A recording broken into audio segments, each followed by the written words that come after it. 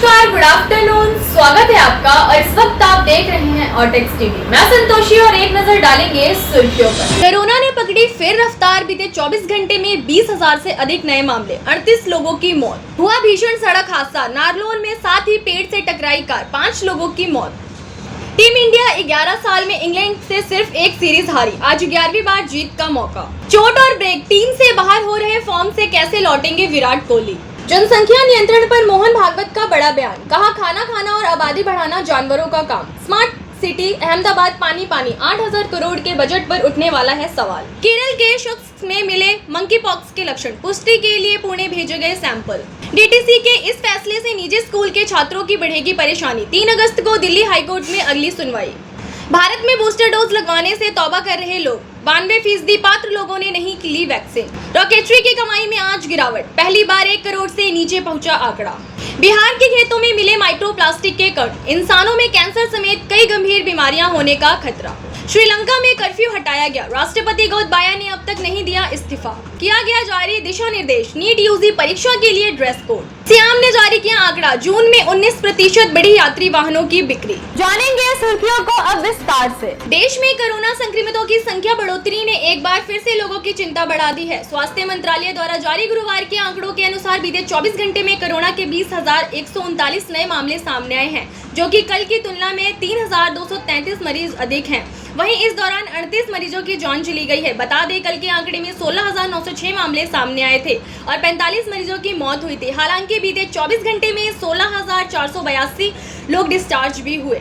हरियाणा के नारनौल जिले में बड़ा सड़क हादसा हुआ है। हादसे में 5 लोगों की मौत हो गई। घटना की सूचना मिलते ही पुलिस मौके पर पहुंची और शवों को कब्जे में लेकर शिनाख्त के प्रयास किया, लेकिन अभी तक शिनाख्त नहीं हो पाई। जानकारी के अनुसार बुधवार रात करीब 12 बजे रघुनाथपुरा बाईपास के पास एक कार पेड़ से टकरा गई। भीषण हादसे में 5 लोगों की मौके पर मौत हो गई। सूचना मिलते ही पुलिस मौके पर पहुंची। पुलिस ने शवों को गाड़ी से निकाला। इसके बाद शवों की शिनाख्त करने की कोशिश की, लेकिन सफलता नहीं मिली।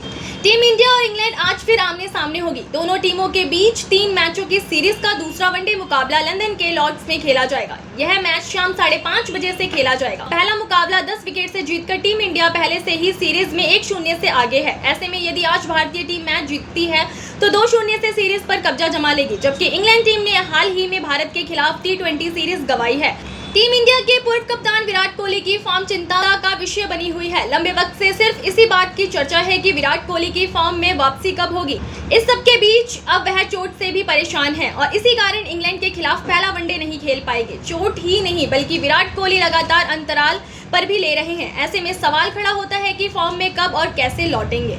जनसंख्या नियंत्रण पर तनातनी के बीच आरएसएस प्रमुख मोहन भागवत ने बड़ा बयान दिया है। भागवत ने कहा कि खाना खाना और आबादी बढ़ाना तो जानवरों का काम है, इंसान का काम दूसरों की रक्षा करना है।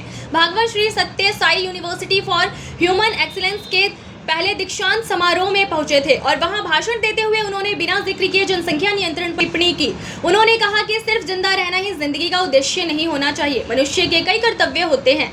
गुजरात में बारिश आफत बनकर बरस रही है। आधा गुजरात बाढ़ की चपेट में है। कई इलाके पूरी तरह से डूब गए हैं। बस मदद के लिए नाव का इंतजार है। हालात ये हैं कि मंगलवार को एक ही दिन में 14 लोगों की बाढ़ से जान गई। गुजरात में बारिश आफत बनकर बरस रही है। आधा गुजरात बाढ़ की चपेट में है। कई इलाके पूरी तरह से डूब गए हैं। बस मदद के लिए नाव का इंतजार है। हालात ये हैं कि मंगलवार को एक ही दिन में 14 लोगों की बाढ़ से जान गई। केरल में संयुक्त अरब अमीरात से लौटे एक शख्स में मंकी पॉक्स के लक्षण मिले हैं। शख्स के तेज बुखार और शरीर पर छाले हैं। जानकारी के मुताबिक शख्स के सैंपल को पुष्टि के लिए पुणे के वायरोलॉजी लैब भेजा गया। बताया जा रहा है कि देर शाम रिपोर्ट आ जाएगी। केरल की स्वास्थ्य मंत्री विजा जॉर्ज ने कहा कि राज्य में मंकी पॉक्स का एक संदिग्ध मामला सामने आया है। 3 दिन पहले संयुक्त अरब अमीरात से लौटे एक व्यक्ति में मंकी पॉक्स के लक्षण पाए गए हैं। फिलहाल व्यक्तियों के डॉक्टरों की निगरानी में रखा गया है। राष्ट्रीय राजधानी में दिल्ली परिवहन निगम ने निजी स्कूलों को बसें नहीं उपलब्ध कराने का फैसला किया है, जिसका स्कूलों और अभिभावकों ने विरोध किया है। मामले दिल्ली हाईकोर्ट तक पहुंच गए हैं। हाईकोर्ट में मामलों की अगली सुनवाई 3 अगस्त को होगी। अभिभावकों और स्कूलों का कहना है कि डीटीसी के इस फैसले से छात्रों और उसके माता पिताओं को काफी दिक्कतों का सामना करना पड़ेगा। दरअसल यात्रियों के लिए अधिक बसों की आवश्यकता को देखते हुए डीटीसी ने ये फैसला लिया कि परिवहन विभाग ने अधिकारियों के अनुसार परिवहन विभाग और डीटीसी के सीनियर अधिकारियों ने इस फैसलों के संबंध में स्कूलों को भी सूचना दी थी।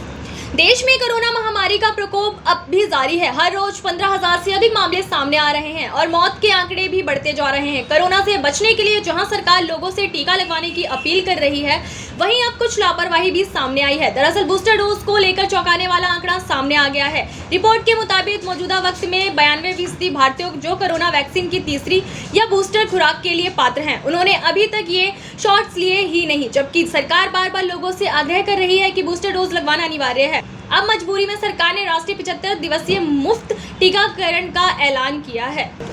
सिनेमा घरों में इन दिनों हॉलीवुड से लेकर बॉलीवुड तक कई फिल्में दर्शकों का मनोरंजन कर रही है। हालांकि जिस फिल्म को दर्शक सबसे ज्यादा पसंद कर रहे हैं वह है आर माधवन के निर्देशन में बनी रॉकेटरी द नंबी इफेक्ट। जी हां, द कश्मीर फाइल्स की ही तरह यह फिल्म भी माउथ पब्लिसिटी यानी वर्ड ऑफ माउथ के दम पर बॉक्स ऑफिस पर कमाल दिखा रही है। बिहार के 2 जिलों में खेतों और फसलों में माइक्रोप्लास्टिक की मौजूदगी मिली है, जिससे इंसान में कैंसर समेत कई गंभीर बीमारियां पैदा हो सकती हैं। बिहार राज्य प्रदूषण नियंत्रण बोर्ड के अध्यक्ष अशोक कुमार घोष के मुताबिक हाल के अध्ययनों से बिहार के भागलपुर और बक्सर में खेतों फसलों में माइक्रोप्लास्टिक की उपस्थिति का पता चला है, जो हमारे लिए गंभीर चिंता का विषय है। उन्होंने कहा, जल्द ही इन दोनों जिलों में कृषि भूमि में माइक्रोप्लास्टिक की उपस्थिति का आकलन करने के लिए एक अध्ययन किया जाएगा। श्रीलंका के पूर्व राष्ट्रपति गोतबाया राजपक्षे के मालदीव छोड़कर सिंगापुर चले जाने के कयास लग रहे हैं। गुरुवार देर रात खबर आई कि वह मालदीव में सिंगापुर जाने के लिए एक निजी जेट की प्रतीक्षा कर रहे थे। मालदीव के सूत्रों ने बताया कि देश छोड़ने में राजपक्षे की मदद मालदीव संसद के अध्यक्ष और पूर्व राष्ट्रपति मोहम्मद नाशिद ने की। निर्वासन के दौरान नाशिद श्रीलंका में ही रहे थे। राष्ट्रपति और सरकार के खिलाफ व्यापक विरोध के बीच श्रीलंका ने देशव्यापी कर्फ्यू लगा दिया गया है। अंडर ग्रेजुएट मेडिकल कोर्सेज में दाखिलों के लिए राष्ट्रपति पात्रा सह प्रवेश परीक्षा नीट यूजी 2022 परीक्षा 17 जुलाई को आयोजित होने वाली है। परीक्षा का आयोजन कर रही नेशनल टेस्टिंग एजेंसी ने छात्र छात्राओं के लिए दिशा निर्देश और ड्रेस कोड वाली सूची जारी कर दी गई है। सूची में दिए गए इन नियमों का पालन प्रत्येक उम्मीदवारों को नीट परीक्षा 2022 में उपस्थित होने के लिए करना होगा।